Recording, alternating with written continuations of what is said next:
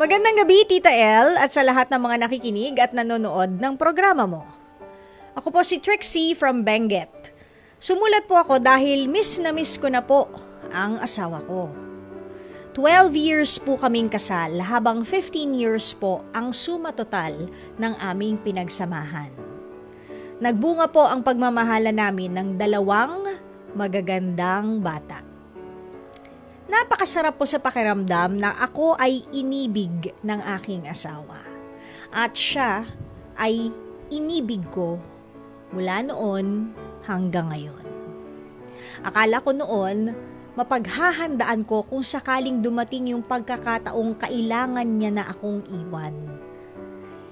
1 buwan, pagkatapos ng 10th year anniversary namin, na-diagnose po siya ng prostate cancer.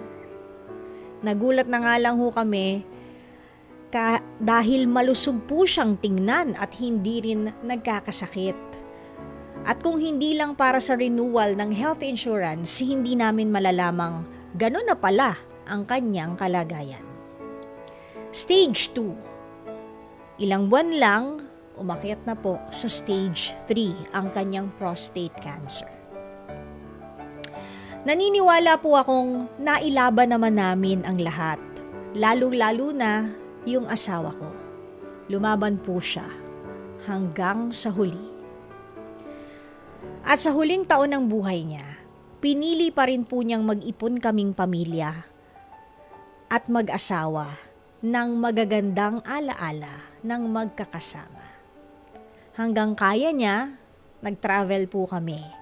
At hindi ko malilimot na lagi niya pa rin akong ipinagluluto ng paborito kong laing.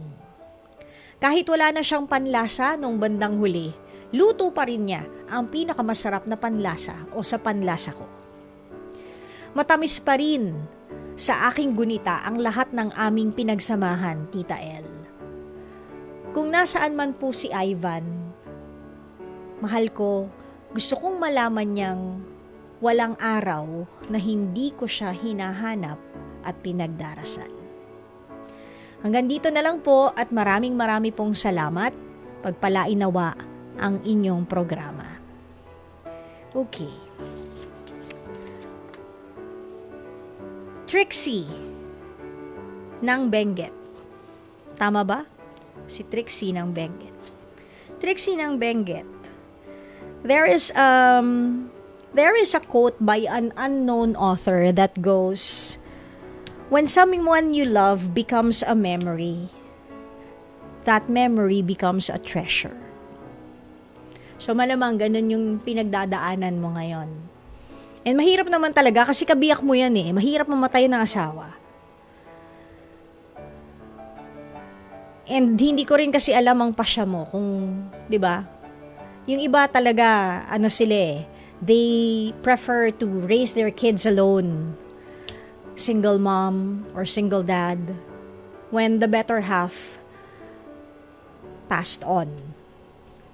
So I don't know your decision, pero kung sakali man na dumating yung panahon na malalaki na rin yung mga anak mo, yung mga bata, at dumating yung panahon na ma-in-love ka ulit, go.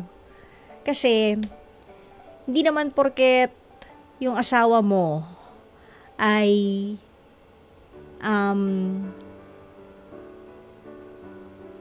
hindi kasi porket,